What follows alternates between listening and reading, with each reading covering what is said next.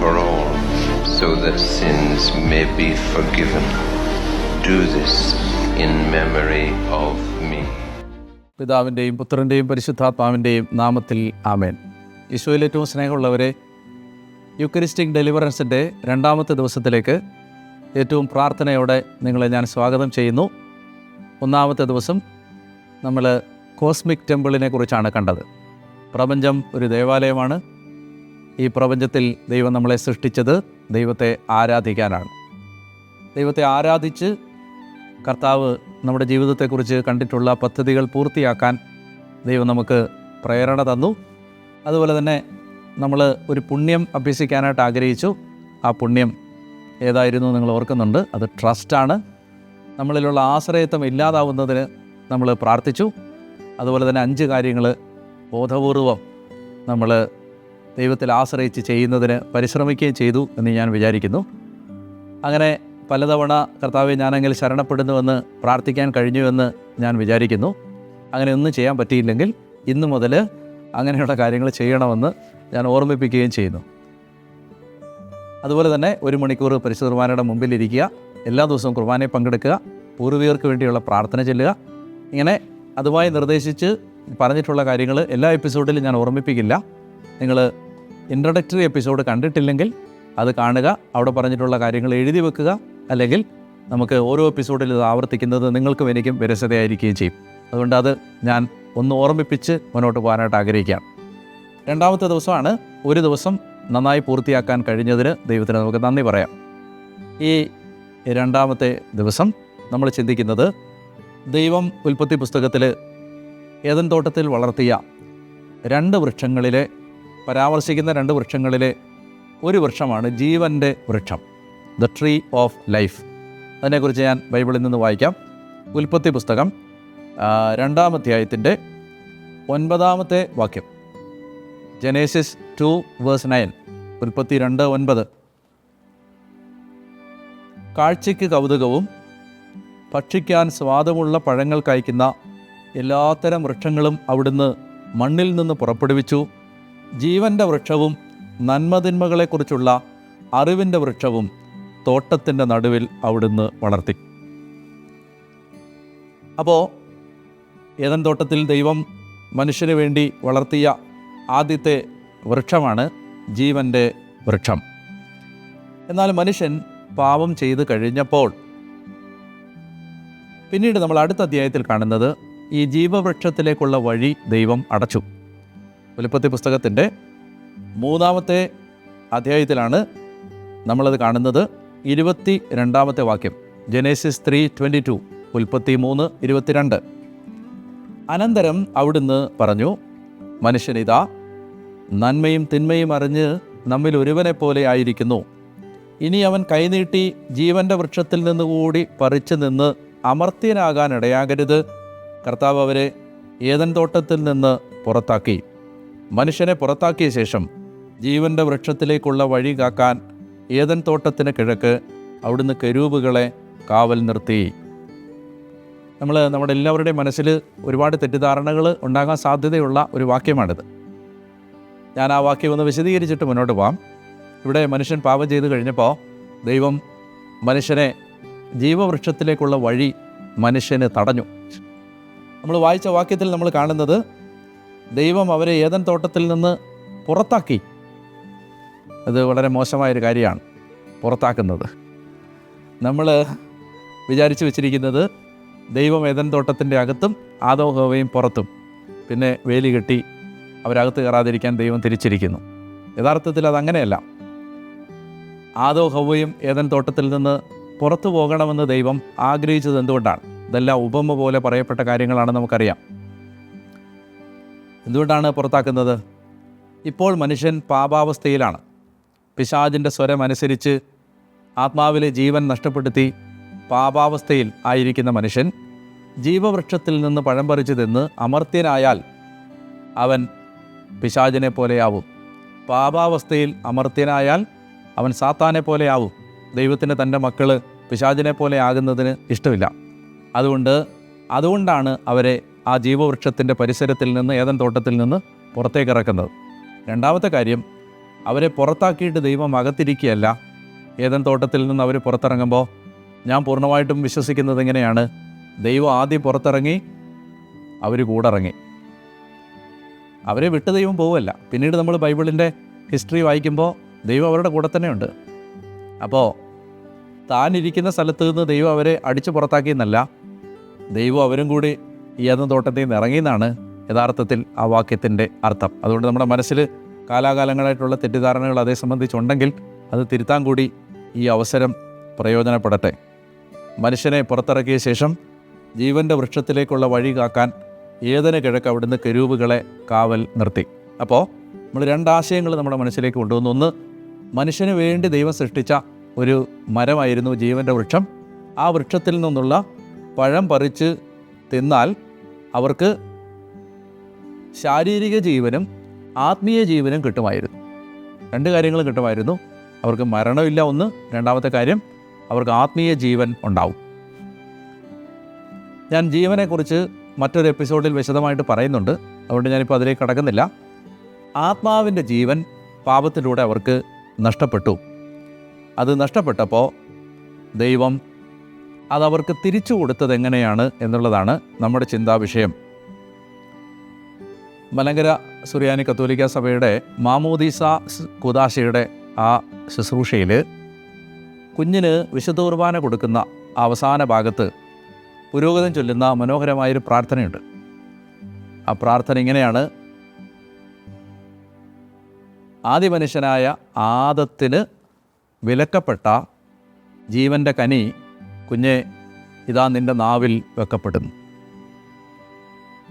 ആദി മാതാപിതാക്കൾക്ക് നിഷേധിക്കപ്പെട്ട ജീവവൃക്ഷത്തിൻ്റെ കനി കുഞ്ഞെ ഇതാ നിൻ്റെ നാവിൽ വെക്കപ്പെടുന്നു. വിശുദ്ധ കുർബാന സഭാപിതാക്കന്മാരുടെ കണ്ണിൽ ജീവവൃക്ഷത്തിൻ്റെ ഫലമാണ്. Fruit of the tree of life, ജീവവൃക്ഷത്തിൻ്റെ ഫലം. നമ്മൾ ഇന്ന് ഈ കാര്യത്തെക്കുറിച്ചാണ് അല്പം വിശദമായിട്ട് ചിന്തിക്കാൻ പോകുന്നത്. അങ്ങനെ വിശുദ്ധ കുർബാനയിലൂടെയാണ് കർത്താവ് ഈ ജീവവൃക്ഷത്തിൻ്റെ ഫലം ഇന്ന് നമുക്ക് തരുന്നത്. നമ്മുടെ ശരീരത്തിന് വേണ്ട ജീവൻ, അത് ഞാൻ പിന്നീട് വിശദീകരിക്കുന്നുണ്ട്. അതുപോലെ നമ്മുടെ ആത്മാവിന് വേണ്ട ജീവൻ, ഇത് രണ്ടും യേശു ഇന്ന് നമുക്ക് തരുന്നത് ഏദൻ തോട്ടത്തിലെ ആ ജീവവൃക്ഷത്തിൻ്റെ ഫലം തന്നെയായ വിശുദ്ധ കുർബാനയിലൂടെയാണ്. അതുകൊണ്ട് വിശുദ്ധ അന്ത്യോക്യയിലെ ഇഗ്നേഷ്യസ്, 2-ാം നൂറ്റാണ്ടിലെ ഒരു സഭാപിതാവാണ്. ഈ വിശുദ്ധ ഇഗ്നേഷ്യസ് കോയിൻ ചെയ്ത ഒരു പ്രയോഗമുണ്ട്: വിശുദ്ധ കുർബാന അമർത്യതയുടെ ഔഷധമാണ് എന്ന്. Medicine of immortality. Ignatius of അന്ത്യോക്യയിലെ വിശുദ്ധ ഇഗ്നേഷ്യസിൻ്റെ ഒരു പ്രയോഗമാണത്. വിശുദ്ധ കുർബാന അമർത്യതയുടെ ഔഷധമാണ്, മെഡിസിനാണ്, ഇമ്മോർട്ടാലിറ്റിയുടെ എന്ന് പറഞ്ഞാൽ അദ്ദേഹം പറയുകയാണ്, പുതിയ ജീവവൃക്ഷമാകുന്ന കുരിശിൽ നിന്ന് മനുഷ്യന് ദൈവം തന്ന ജീവവൃക്ഷത്തിൻ്റെ പഴമായ വിശുദ്ധ കുർബാന ഒരാൾ ഭക്ഷിച്ചാൽ അയാൾക്ക് അമർത്യത, നിത്യജീവൻ കിട്ടും. ഇത് ഇഗ്നേഷ്യസ് കണ്ടുപിടിച്ചതല്ല, മറിച്ച് ഇത് ഈശോ തന്നെ പറഞ്ഞാണ്. എൻ്റെ ശരീരം ഭക്ഷിക്കുകയും എൻ്റെ രക്തം പാനം ചെയ്യുകയും ചെയ്യുന്നവന് നിത്യജീവൻ ഉണ്ട്. അപ്പോൾ നമുക്ക് പറുദീസായിൽ വെച്ച് ആദം രുചി നോക്കാത്ത ജീവൻ്റെ ഫലം കുഞ്ഞെ നിനക്ക് നൽകപ്പെടുന്നുവെന്ന് പറഞ്ഞ ആ പ്രാർത്ഥന പോലെ ഇവിടെ ഇതാ വിശുദ്ധ കുർബാനയിലൂടെ നമുക്ക് ജീവവൃക്ഷത്തിലേക്കുള്ള വഴി തുറക്കപ്പെടുകയാണ്. ഒരു മരത്തിൻ്റെ പഴം പറിച്ച് തിന്നാണ് ആദ്യ മാതാപിതാക്കൾക്ക് തങ്ങളുടെ ജീവൻ നഷ്ടമായതെങ്കിൽ, ഇവിടെ യേശുക്രിസ്തുവിൻ്റെ കുരിശാകുന്ന ആ രണ്ടാമത്തെ മരത്തിൽ നിന്ന് പഴം പറിച്ച് തിന്ന് നമുക്ക് നിത്യജീവൻ ഉണ്ടാവുന്നു എന്നതാണ് ഈ ആശയം. മരണം പ്രവേശിച്ചത് ഒരു കനിയിലൂടെയാണ്, ജീവൻ പ്രവേശിക്കുന്നതും ഒരു കനിയിലൂടെയാണ്. മരണം പ്രവേശിച്ചത് അറിവിൻ്റെ വൃക്ഷത്തിൽ നിന്ന് പഴം പറിച്ച് തിന്നപ്പോഴാണ്. യേശുക്രിസ്തുവിലൂടെ മനുഷ്യന് ജീവൻ കിട്ടുന്നത് കുരിശാകുന്ന വൃക്ഷത്തിൻ്റെ ഫലമായ കുർബാനയാകുന്ന ആ പഴം, ആ ഫലം നമ്മൾ സ്വീകരിക്കുമ്പോഴാണ്. അതുകൊണ്ട് യേശുക്രിസ്തുവിൻ്റെ കുരിശാണ് ക്രിസ്തീയ ദൈവശാസ്ത്രത്തിൽ പുതിയ നിയമത്തിലെ ജീവവൃക്ഷം. ആ ജീവവൃക്ഷത്തിൻ്റെ പഴമാണ് പരിശുദ്ധ കുർബാന. ഞാൻ പറഞ്ഞു വരുന്നത്, നമ്മൾ ഓരോ തവണ വിശുദ്ധ കുർബാനയ്ക്ക് പോകുമ്പോഴും നമ്മൾ ഓർമ്മിക്കണം, ഞാൻ എൻ്റെ നിത്യജീവൻ ഉറപ്പുവരുത്തുകയാണ്. ഞാൻ മരിച്ചു കഴിഞ്ഞാൽ എൻ്റെ ആത്മാവ് നിത്യമായ നാശത്തിലേക്ക് പോകാതിരിക്കാനുള്ള ഒരു പ്രധാനപ്പെട്ട സംരക്ഷണ കവചമാണ്, നിത്യതയുടെ ഉറപ്പാണ് യോഗ്യതയോടുകൂടി വിശുദ്ധ കുർബാനയിൽ പങ്കെടുക്കുന്നതും വിശുദ്ധ കുർബാന ഭക്ഷിക്കുന്നതും. അതുകൊണ്ടാണ് സീറോ മലബാർ സഭയുടെ കുർബാനയിൽ ഇങ്ങനെ പാടുന്നത്, സ്നേഹമോടെന്നെ കൈക്കൊള്ളുവോൻ എന്നിൽ നിത്യം ജീവിക്കും, നേടും അവൻ സ്വർഗം നിശ്ചയമായി. അങ്ങനെയാണ് പാടുന്നത്. അതായത് സ്നേഹത്തോടെ ആര് യോഗ്യതയോടെ എന്നെ ഭക്ഷിച്ചാലും അവരെന്നിൽ ജീവിക്കും, അവർ നേടും അവൻ സ്വർഗം നിശ്ചയമായി.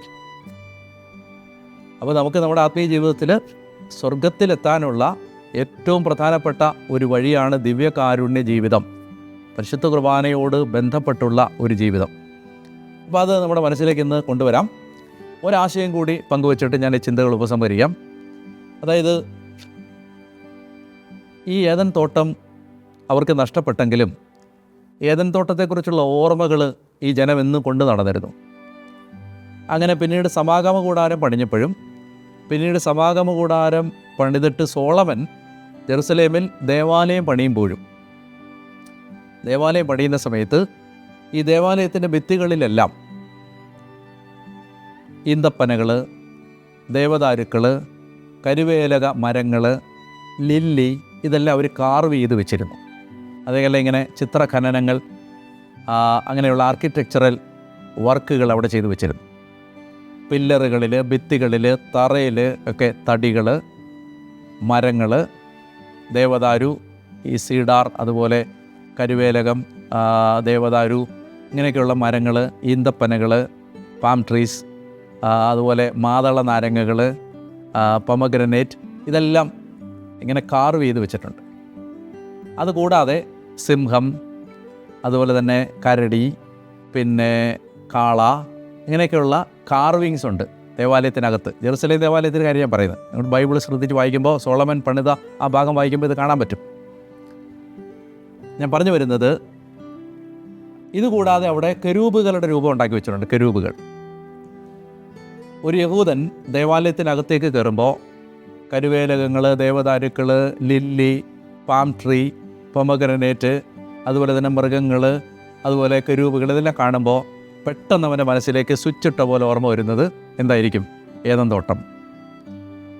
ജെറുസലേം ദേവാലയം പണിതപ്പോൾ ദൈവം നിർദ്ദേശിച്ചത് ജെറുസലേം ദേവാലയം ഏദൻ തോട്ടത്തെ ഓർമ്മിപ്പിക്കണം. ഏദൻ തോട്ടത്തെ ഓർമ്മിപ്പിക്കുന്ന വിധത്തിലായിരുന്നു ദേവാലയം പണിതത്. എന്തായിരുന്നു പരിശുദ്ധാത്മാവ് നമുക്ക് പറഞ്ഞു തരാൻ ആഗ്രഹിക്കുന്ന ഇൻറ്റൻഷൻ? ഒരാൾ ദേവാലയത്തിലേക്ക് പ്രവേശിക്കുമ്പോൾ, ഒരാൾ ആരാധനയിലേക്ക് പ്രവേശിക്കുമ്പോൾ അയാൾ ഏദൻ തോട്ടത്തിലേക്ക് തിരിച്ചു വരികയാണ്. ഏദൻ തോട്ടത്തിൽ നിന്ന് ഇറങ്ങിപ്പോയ മനുഷ്യൻ ഏദൻ തോട്ടത്തിലേക്ക് തിരിച്ചു വരുന്നതാണ് ആരാധന. ഏദൻ്റെ അനുഭവം ഒരു മനുഷ്യന് തിരിച്ചു കിട്ടുന്നതാണ് ആരാധന. ഒരു മനുഷ്യൻ പറുദീസ അനുഭവത്തിലേക്ക് മടങ്ങി വരുന്നതാണ് ആരാധന. എന്താണ് ഏദൻ്റെ പ്രത്യേകത? അവിടെ ദൈവത്തിൻ്റെ കാൽപെരുമാറ്റമുണ്ട്, അവിടെ കർത്താവ് സഞ്ചരിക്കുന്നുണ്ട്, അവിടെ കർത്താവുണ്ട്. പ്രസൻസിലേക്ക് നമ്മൾ വരികയാണ്. അതുകൊണ്ട് പരിശുദ്ധ കുർബാന നമുക്ക് ഏദൻ തോട്ടത്തിൻ്റെ പറുദീസാനുഭവം തിരിച്ചു തരുന്ന ഒരു വലിയ ആത്മീയ ആരാധനയാണ്. അതുകൊണ്ട് ആ ഒരു അനുഭവത്തിലേക്ക്, ആ ഇൻറ്റിമസിയിലേക്ക്, ദൈവത്തോടുള്ള അടുപ്പത്തിലേക്ക് തിരിച്ചു വരാൻ കർത്താവ് നമ്മളെ വിളിക്കുകയാണ്. ഞാൻ ഒരു ടേക്ക് അവേ പോലെ എനിക്ക് നിങ്ങളോട് പറയാനുള്ള വളരെ പ്രധാനപ്പെട്ടൊരു കാര്യം എന്ന് പറയുന്നത്, നമ്മുടെ ലൈഫിൽ നമ്മൾ കർത്താവിൻ്റെ അടുത്തിരുന്നുള്ള ആനന്ദം കണ്ടെത്തണം. കാരണം ബാക്കി എല്ലാം ഫെയ്ഡ് ചെയ്ത് പോകും. ഈ ഭൂമി തന്ന എല്ലാറ്റിൻ്റെയും പ്രത്യേകത, ഭൂമി തന്നതെല്ലാം ഭൂമി തിരിച്ചെടുക്കും എന്നുള്ളതാണ്. ഇപ്പോൾ എനിക്ക് ആരോഗ്യമുണ്ട്, ഭൂമി തന്നതാണ്. ആരോഗ്യം എല്ലാ കാലത്തേക്കും ഉണ്ടാവില്ലല്ലോ. ഭൂമി തന്നതൊക്കെ ഭൂമി തിരിച്ചെടുക്കും. പണം, ഭൂമി തന്ന പണം ഭൂമി തിരിച്ചെടുക്കുന്നതിൻ്റെ പേരാണ് ദാരിദ്ര്യം. ഭൂമി തന്ന ആരോഗ്യം ഭൂമി തിരിച്ചെടുക്കുന്നതിൻ്റെ പേരാണ് രോഗം. ഭൂമി തന്ന മാനം ഭൂമി തിരിച്ചെടുക്കുന്നതിൻ്റെ പേരാണ് അപമാനം. ഭൂമി തന്ന സൽപ്പേര് ഭൂമി തിരിച്ചെടുക്കുന്നതിൻ്റെ പേരാണ് ദുഷ്പേര്. ഭൂമി തന്നതിൻ്റെ എല്ലാം പ്രത്യേകത, ഭൂമി ഏതെങ്കിലും ഒരു സ്റ്റേജിൽ അത് തിരിച്ചു വാങ്ങിക്കും എന്നുള്ളതാണ്. മാത്രമല്ല, ഭൂമിയിൽ നിന്ന് എല്ലാം തിരിച്ചു കൊടുത്തിട്ടേ നമുക്ക് ഇവിടുന്ന് പോകാനും പറ്റത്തുള്ളൂ. എന്നാൽ ഒരു മനുഷ്യനിൽ നിന്ന് ലോകത്താർക്കും, ഭൂമിക്കാവട്ടെ പിശാചിനാവട്ടെ ലോകത്തിനാവട്ടെ, എടുക്കാൻ പറ്റാത്ത, മനുഷ്യന് ദൈവം കൊടുത്തതും മനുഷ്യനിൽ നിന്ന് ഒരിക്കലും ആർക്കും എടുക്കാൻ പറ്റാത്തതുമായ ഒരൊറ്റ കാര്യമേ മനുഷ്യനുള്ളൂ. അത് ദൈവത്തിൽ നിന്ന് അവന് കിട്ടുന്ന ആനന്ദമാണ്. അപ്പോൾ അതുകൊണ്ട് ഞാൻ നിങ്ങളോട് പറയുകയാണ്, നമ്മൾ ഈ 40 ദിവസം ഈ ദിവ്യകാരുണ്യത്തിലൂടെ പോകുമ്പോൾ നിങ്ങൾ പ്രാർത്ഥിക്കണം, ദൈവമേ എനിക്ക് കർത്താവിൻ്റെ അടുത്തിരുന്ന് ആനന്ദം കണ്ടെത്താൻ ഒരു അഭിഷേകം തരണം. വേറെ ഒരു കാര്യത്തിലല്ല. ബാക്കി എന്താണ്? Things may come and go. എന്ത് കാര്യവും അത് വരാൻ പോവാം. ആരോഗ്യം വരാൻ പോവാം, സമ്പത്ത് വരാൻ പോവാം, മാനം വരാൻ പോവാം, പേര് വരാൻ പോവാം. അതിലല്ല നമ്മുടെ ആനന്ദം കിടക്കുന്നത്. നമ്മുടെ ആനന്ദം കർത്താവിൽ. സങ്കീർത്തനം 4:7, ധാന്യവും വീഞ്ഞും വർദ്ധിച്ച കാലത്ത് അവർക്കുണ്ടായതിലേറെ ആനന്ദം അങ്ങ് എൻ്റെ ഹൃദയത്തിൽ തന്നു. അങ്ങനെ ഒരു ആനന്ദത്തിലേക്ക് വരാൻ ദൈവം നമ്മളെ ഈ ദിവസങ്ങളിൽ സഹായിക്കട്ടെ എന്ന് ഞാൻ പ്രാർത്ഥിക്കുന്നു. അപ്പോൾ ഇന്നത്തെ നമ്മുടെ വെർച്യു, പുണ്യം, പ്യൂരിറ്റിയാണ്. വിശുദ്ധി, പ്യൂരിറ്റി. അപ്പോൾ നമ്മൾ ഇതൊരു വലിയ പ്യൂരിറ്റി, വിശുദ്ധി എന്ന് പറഞ്ഞാൽ വലിയൊരു ടോപ്പിക്കാണ്. ഞാൻ അതുകൊണ്ട് അതിനെ കുറച്ചുകൂടെ റിസർവ് ചെയ്ത് സെക്ഷുവൽ പ്യൂരിറ്റി എന്ന് മാത്രമാക്കുകയാണ്. ലൈംഗിക വിശുദ്ധി, ശരീരത്തിൻ്റെ വിശുദ്ധി. ഇത് നമ്മൾ ഈ കാലഘട്ടത്തിൽ ഒത്തിരി പ്രാർത്ഥിക്കേണ്ട ഒരു മേഖലയാണ്. പ്രത്യേകിച്ച് നമ്മുടെ ചിന്തകളിൽ, ഓർമ്മകളിൽ, ഭാവനയിൽ, സ്വപ്നത്തിൽ, അതുപോലെ തന്നെ നമ്മുടെ നോട്ടത്തിൽ, കേൾവിയിൽ. ഇപ്പോൾ വെറുതെ ഇരുന്നാൽ പോലും ഇത്തരം കാര്യങ്ങൾ, പാപങ്ങൾക്ക് കുത്തി തലയ്ക്കകത്തേക്ക് വരാനുള്ള എല്ലാ സംവിധാനവും നമ്മുടെ കൺമുമ്പിൽ, നമ്മുടെ കയ്യിലെല്ലാം ഉണ്ട്. അപ്പോൾ അതുകൊണ്ട് എപ്പോഴും വിശുദ്ധിയിൽ ജീവിക്കാൻ, ലൈംഗിക പരിശുദ്ധിയിൽ ജീവിക്കാൻ, സെക്ഷുവൽ പ്യൂരിറ്റിയിൽ ജീവിക്കാൻ കർത്താവേ എനിക്കൊരു കൃപ തരണമേ. അതാണ് നമ്മളിൽ ഈ ജീവൻ വെളിപ്പെടുന്ന വലിയൊരു തലം, ജീവൻ. ഞാൻ പിന്നീട് ജീവനെക്കുറിച്ച് പറയാം. അപ്പോൾ അത് പ്രാർത്ഥിക്കുക. പ്യൂരിറ്റി, സെക്ഷുവൽ പ്യൂരിറ്റിയാണ് ഇന്ന് നമ്മൾ പ്രാർത്ഥിക്കേണ്ട പുണ്യം. സ്വാഭാവികമായിട്ടും ഒഴിവാക്കേണ്ട പാപം എന്ന് പറയുന്നത് ലസ്റ്റാണ്. എന്ന് പറഞ്ഞാൽ മോഹം അല്ലെങ്കിൽ ആസക്തി, ലൈംഗിക ദുരാശകൾ. ആ ദുരാശകൾ നമ്മളിൽ നിന്ന് മാറിപ്പോവാൻ നമ്മൾ പ്രാർത്ഥിക്കണം. അപ്പോൾ അതിനുവേണ്ടി നമ്മൾ ഇന്ന് എടുക്കേണ്ട ടാസ്ക് എന്താണ്? ടാസ്ക് നമുക്കിന്ന്, അതായത് കാണുക, നോക്കുക, രണ്ട് കാര്യമുണ്ട്. ഇപ്പോൾ എനിക്ക് ഒരു കാര്യം ഞാൻ കാണുന്നു, ആ ക്യാമറ ഞാൻ കാണുന്നു, ആ ക്യാമറ ഞാൻ നോക്കുന്നു. നമുക്ക് കാണാം, ഇന്ന് നോക്കാൻ പാടില്ല. രണ്ടാമതൊന്നുകൂടി നോക്കണമെന്ന് ആഗ്രഹം വരുന്ന ഒരു 10 കാര്യങ്ങളെ നോക്കാതിരിക്കാനൊന്ന് ട്രൈ ചെയ്യുക. അതായത് ഒരു കാര്യം നമ്മൾ കാണുന്നു, ഒന്നുകൂടെ നോക്കാൻ, ഒരാളവിടെ നിൽക്കുന്നു, ഒന്നുകൂടെ നോക്കാൻ തോന്നുന്നെങ്കിൽ അത് ശരിയാവാം, തെറ്റാവാം. എന്ന് പറഞ്ഞാൽ ഞാനിപ്പോൾ എല്ലാം പാപകരമായ നോട്ടമാവണമെന്നില്ല. ഇപ്പോൾ ഒരു കാര്യം, നല്ലൊരു പടം കാണുന്നു, ഒന്നുകൂടെ നോക്കാൻ തോന്നുന്നു, നോക്കരുത്. അങ്ങനെ ഒരു 10 കാര്യങ്ങളിൽ ഒരാശയടക്കം പരിശീലിക്കുക. ഇത് ട്രെയിനിങ് ആയിട്ട് അങ്ങനെ പറ്റത്തുള്ളല്ലോ നമുക്ക്. അതുകൊണ്ട് നമ്മൾ എന്ത് ചെയ്യുന്നു? നമ്മൾ കാണുന്നു, ഒരിക്കൽ കൂടി നോക്കാൻ ഒരാഗ്രഹം ഉള്ളിൽ വരുന്ന ഒരു 10 കാര്യങ്ങൾ. 10 ഞാൻ ഒരു എണ്ണം പറയുന്നതെന്നുള്ളത് 2 ആവാം, 5 ആവാം, 7 ആവാം, 1 ആവാം. ഒന്ന് വെറുതെ ട്രൈ ചെയ്യാം. നമുക്ക് ഒരിക്കൽ കൂടി നോക്കണമെന്ന്, ഒരിക്കൽ കൂടി കാണണമെന്ന് ആഗ്രഹമുള്ള കാര്യങ്ങളിൽ നിന്ന് കണ്ണ് പിൻവലിക്കാനുള്ള ഒരു പരിശീലനം. അതാണ് ഇന്നത്തെ ടാസ്ക്. അപ്പോൾ പ്രാർത്ഥിക്കേണ്ടത് ഇങ്ങനെയാണ്. അത് ജോബ് പ്രാർത്ഥിച്ച ഒരു പ്രാർത്ഥനയാണത്. ഞാൻ എൻ്റെ കണ്ണുകളുമായി ഒരു ഉടമ്പടി ചെയ്തിട്ടുണ്ട്. അതുകൊണ്ട് ഞാൻ കന്യകയെ എങ്ങനെ നോക്കും? ഇങ്ങനെ പ്രാർത്ഥിക്കാൻ: കർത്താവേ, എല്ലാ മോശപ്പെട്ട കാഴ്ചകളിൽ നിന്നും എൻ്റെ കണ്ണിനെ നീ പൊതിയണമേ. എല്ലാ മോശപ്പെട്ട കാഴ്ചകളിൽ നിന്നും, എല്ലാ മോശപ്പെട്ട ആഗ്രഹങ്ങളിൽ നിന്നും, എല്ലാ മോശപ്പെട്ട കാഴ്ചകളിൽ നിന്ന് എൻ്റെ കണ്ണിനെയും, എല്ലാ മോശപ്പെട്ട ആഗ്രഹങ്ങളിൽ നിന്ന് എൻ്റെ ഹൃദയത്തെയും നീ കാത്തുകൊള്ളണമേ. എല്ലാ ആവശ്യമില്ലാത്ത കാഴ്ചകളിൽ നിന്ന് എൻ്റെ കണ്ണുകളെയും, എല്ലാ ആവശ്യമില്ലാത്ത ആഗ്രഹങ്ങളിൽ നിന്ന് എൻ്റെ ഹൃദയത്തെയും നീ കാത്തുകൊള്ളണമേ എന്ന് നമുക്ക് പ്രാർത്ഥിക്കുകയും ചെയ്യാം. ഞാൻ പറഞ്ഞ കാര്യങ്ങൾ മറക്കരുത്. ഈ 2ാമത്തെ ദിവസം ഈ പുണ്യം അഭ്യസിക്കുക, പാപം ഉപേക്ഷിക്കുക, പ്രാർത്ഥന പറഞ്ഞെന്ന് പ്രാർത്ഥിക്കുക, ടാസ്ക് പറഞ്ഞെന്ന് ചെയ്യുക. കൂടാതെ പൂർവികർക്ക് വേണ്ടി പ്രാർത്ഥിക്കണം, കുർബാനയുടെ മുമ്പിൽ പോയിരിക്കണം, വിശുദ്ധ കുർബാനയെ പങ്കെടുക്കണം, ഉപവാസം എടുക്കാൻ പറ്റുന്ന ഒരു ഉപവാസം എടുക്കണം. അങ്ങനെ ഈ 40 ദിവസത്തെ പ്രാർത്ഥനാ യാത്രയുടെ 2ാമത്തെ ദിവസം അനുഗ്രഹമാവട്ടെ എന്ന് ഞാൻ പ്രാർത്ഥിക്കുന്നു. നമുക്ക് ആരാധനയിലേക്ക് കടക്കാം. പരിശുദ്ധ പരമാദിവ്യകാരുണ്യീശോയ്ക്ക് നേരവും ആരാധനയും സ്തുതിയും പുകഴ്ചയും. പരിശുദ്ധ പരമാദിവ്യകാരുണ്യീശോയ്ക്ക് ആരാധനയും സ്തുതിയും. പരിശുദ്ധ പരമാദിവ്യകാരുണ്യീശോയ്ക്ക് നേരവും ആരാധനയും സ്തുതിയും പുകഴ്ചയും. ദിവ്യകാരുണ്യ വിമോചന ശുശ്രൂഷയുടെ രണ്ടാമത്തെ ദിവസം കർത്താവിൻ്റെ കരങ്ങളിലേക്ക് നമ്മുടെ ജീവിതത്തെ നമുക്ക് കൊടുക്കാം. ഇന്ന് ദൈവം തന്ന എല്ലാ നന്മകൾക്കും നമുക്ക് നന്ദി പറയാം. ദൈവത്തിൻ്റെ അനുഗ്രഹം നമ്മൾ സ്വീകരിച്ച എല്ലാ സാഹചര്യങ്ങളെയും നമുക്ക് ഓർക്കാം. ഇന്ന് ആരോഗ്യത്തോടെ ജീവിക്കാൻ നമ്മൾ വീഴാതെ താങ്ങി നിർത്തിയ, നമുക്ക് സന്തോഷം തന്ന, അനർത്ഥാപത്ത് അപകടങ്ങളിൽ നിന്നെല്ലാം നമ്മളെ രക്ഷിച്ച അവിടുത്തെ കാരുണ്യത്തെ ഓർത്ത് നന്ദി പറയാം. നല്ല കർത്താവേ ദൈവമേ, നിൻ്റെ നാമത്തെ ആരാധിക്കുന്നു, സ്തുതിക്കുന്നു. പരിശുദ്ധ കുർബാനയിൽ എഴുന്നള്ളിയിരിക്കുന്ന ലോകമെമ്പാടുമുള്ള സക്രാരികളിൽ, ബലിപീഠങ്ങളിൽ ഞങ്ങളോടുള്ള സ്നേഹത്തെ പ്രതി എഴുന്നള്ളി വരുന്ന അങ്ങേക്ക് മഹത്വവും സ്തുതിയും ആരാധനയും സമർപ്പിക്കുന്നു. ഞങ്ങളെ ഈശോ എത്രമാത്രം സ്നേഹിച്ചുവെന്നറിയാൻ ഞങ്ങൾ കുരിശിലേക്ക് നോക്കുന്നു. ഞങ്ങളെ ഈശോ എത്രമാത്രം സ്നേഹിക്കുന്നുവെന്നറിയാൻ ഞങ്ങൾ പരിശുദ്ധ കുർബാനയിലേക്ക് നോക്കുന്നു. ഞങ്ങളോടുള്ള സ്നേഹത്തെ പ്രതി ജീവൻ തുടിക്കുന്ന ഹൃദയത്തോടെ ഞങ്ങളെ കാത്തിരിക്കുന്ന ആ ദിവ്യമായ സ്നേഹമേ, ഞങ്ങളങ്ങേ ആരാധിക്കുന്നു. ഈ ആരാധന ഞങ്ങളുടെ പാപപരിഹാരമായി അങ്ങ് സ്വീകരിക്കണമേ. കർത്താവേ, ഓരോ നിമിഷവും പാപം തിരഞ്ഞെടുത്തപ്പോൾ ഞങ്ങൾക്ക് നഷ്ടപ്പെട്ട ജീവൻ ഞങ്ങൾക്ക് തിരിച്ചു തരാൻ ദിവ്യകാരുണ്യമായി മാറിയ കർത്താവേ, ഞങ്ങൾക്ക് നഷ്ടപ്പെട്ട ദൈവിക ജീവൻ കുർബാനയിലൂടെ തിരിച്ചു തരുന്ന ദൈവമേ, ദിവ്യകാരുണ്യത്തോടുള്ള സ്നേഹം ലോകം മുഴുവനിലും വർദ്ധിക്കാൻ അങ്ങിടയാക്കണമേ.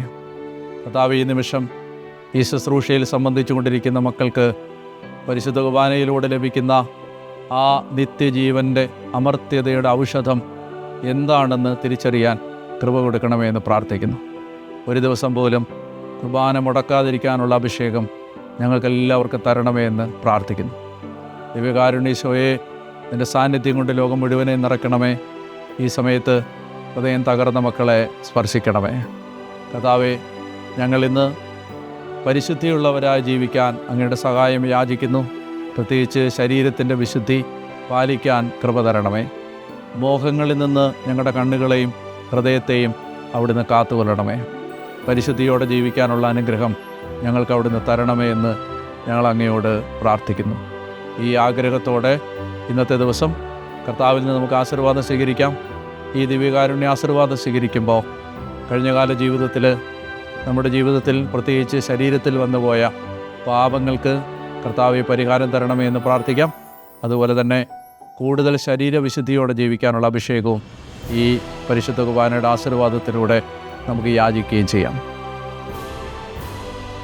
കർത്താവായ ദൈവമേ, ഈ ആശീർവാദം സ്വീകരിക്കുമ്പോൾ അവിടുത്തെ നാമത്തിൽ ഈ മക്കളെ ആശീർവദിച്ച് അനുഗ്രഹിക്കുമ്പോൾ ശരീരത്തിൽ വന്നുപോയ എല്ലാ തെറ്റുകൾക്കും കർത്താവെ അവിടുത്തെ കുരിശിലെ രക്തം പരിഹാരമായി മാറട്ടെ എന്ന് പ്രാർത്ഥിക്കുന്നു. ദൈവമായ കർത്താവെ, ശരീരത്തിൻ്റെ വിശുദ്ധി പാലിക്കാൻ പ്രയാസപ്പെടുന്ന അവിടുത്തെ എല്ലാ മക്കൾക്കും വേണ്ടി ഈ സമയത്ത് കർത്താവെ നിൻ്റെ ആശീർവാദം തരണമേ എന്ന് അപേക്ഷിക്കുന്നു. ദൈവമായ കർത്താവെ, ദൈവമേ, ശരീരത്തിൽ വിശുദ്ധി പാലിക്കാനും ആത്മാവിൽ നിറവുള്ളവരായി ജീവിക്കാനും ഈ ആശീർവാദം ഞങ്ങളെ സഹായിക്കണമേ. രോഗികൾ സുഖം പ്രാപിക്കണമേ. ഹൃദയം തകർന്നവർ ബലം പ്രാപിക്കണമേ. പ്രതീക്ഷ നഷ്ടപ്പെട്ടവർ ഹൃദയത്തിൽ ആനന്ദമുള്ളവരായി മാറണമേ. കർത്താവിൻ്റെ കരം ദൈവമേ ആശീർവാദത്തിലൂടെ ഇത് സ്വീകരിക്കുന്ന എല്ലാ മക്കളിലേക്കും ഒഴുകണമേ എന്ന് പ്രാർത്ഥിക്കുന്നു. ഈശോ മിശിഹായുടെ പരിശുദ്ധ നാമത്തിൽ തന്നെ ആമേൻ. പരിശുദ്ധ പരമ ദിവ്യകാരുണ്യീശോയ്ക്ക് നേരവും ആരാധനയും സ്തുതിയും.